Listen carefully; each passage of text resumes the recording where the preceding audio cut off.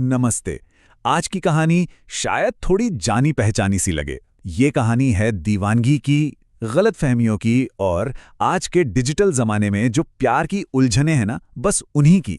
तो कहानी का नाम है दीवानगी की कीमत, एक भ्रमित दिल।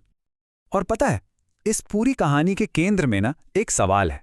एक ऐसा सवाल जो आज हम सबको डिजिटल रिश्तों में बहुत परेशान करता है। सवाल यह है कि क्या लिखे हुए शब्द बोले गए शब्दों से ज्यादा सच्चे होते हैं? सोचेगा इस बारे में। तो चलिए कहानी की शुरुआत करते हैं। ये शुरू होती है दो ऐसे लोगों से जो एक दूसरे से बिल्कुल ही अलग थे। देखते हैं कि ये जो नादान दिल की दीवानगी है, इसकी शुरुआत आखिर हुई कैसे। तो हमारे दो मेन किरदार हैं। एक तरफ है आराध्या, एकदम जिंदा दिल, बेफिक्र, जिसे लोग कहते हैं ना थोड़ी सी क्रेजी है, वैसी। और दूसरी तरफ है अंश, बिल्कुल सिंपल, सीधा सादा, जिसे प्यार व्यार की दुनिया का कोई आइडिया ही नहीं था। मतलब जमीन आसमान का फर्क। और फिर कहानी में आता है वो एक मोमेंट जो सब कुछ बदल देता है।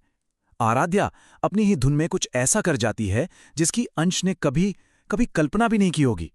और बस यही वो एक चिंगारी थी जिसने अंश की शांत सीधी सादी दुनिया में जैसे आग ही लगा दी। लेकिन कहानी इतनी सीधी कहाँ होती है। इस चिंगारी के ठीक बाद रिश्ते के सामने आ खड़ी हुई पहली बड़ी मुश्किल। पहली मुलाकात तो हुई, लेकिन उसके बाद बस एक लंबी गहरी खामोशी छा गई। अब यहां ना अंश की प्रॉब्लम को समझना बहुत जरूरी है। देखिए, उसे आराध्या की आवाज सुनना बहुत अच्छा लगता था।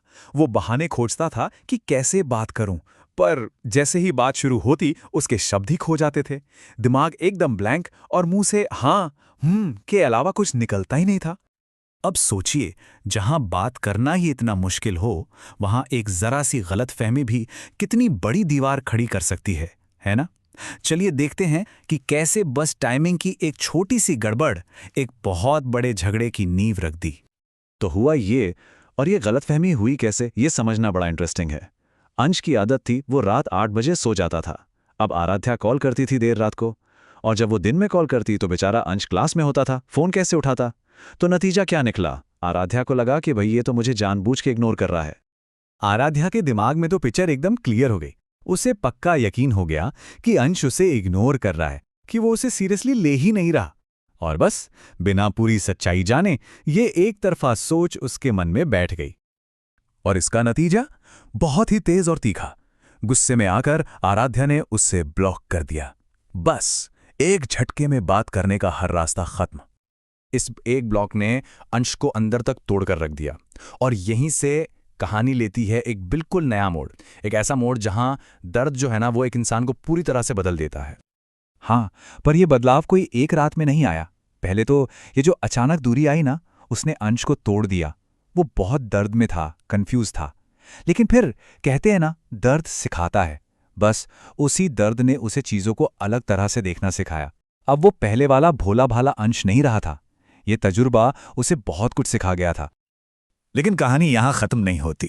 जब दोनों के बीच बातचीत फिर से शुरू हुई तो एक नई और शायद पहले से भी ज्यादा कॉम्प्लिकेटेड प्रॉब्लम सामने आ गई। ये थी लफ्जों और खामोशी के बीच की एक अजीब सी पहेली। अब हो ये रहा था कि अंश के जैसे दो चेहरे सामने आ रहे थे। एक चेहरा था टेक्स्ट मैसेज या ईमेल पर, जहां वो एक कमाल का राइटर बन गया था।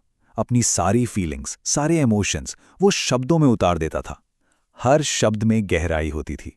लेकिन जैसे ही फोन पर बात होती, बस वही पुरानी कहानी लौट आती। वो घबरा जाता, 20 मिनट में सारे शब्द खत्म, और फिर वही एक अजीब अनकंफर्टेबल सी खामोशी।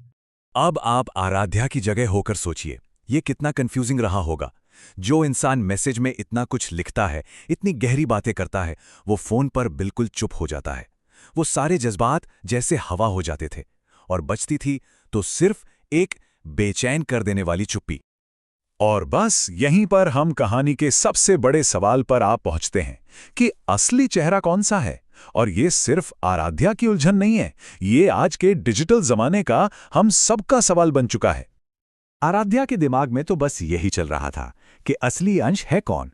वो जो इतने प्यारे, इतने गहरे मैसेज लिखता है, या वो जो फोन उठाते ही चुप हो जाता है? आखिर यकीन किस पर किया जाए? और ये कहानी हमें इसी बड़े सवाल के साथ छोड़ जाती है कि इस डिजिटल दुनिया में किसी भी इंसान के किस रूप को असली माना जाना चाहिए, वो जो वो ऑनलाइन दिखाता है या वो जो वो ऑफलाइन होता है।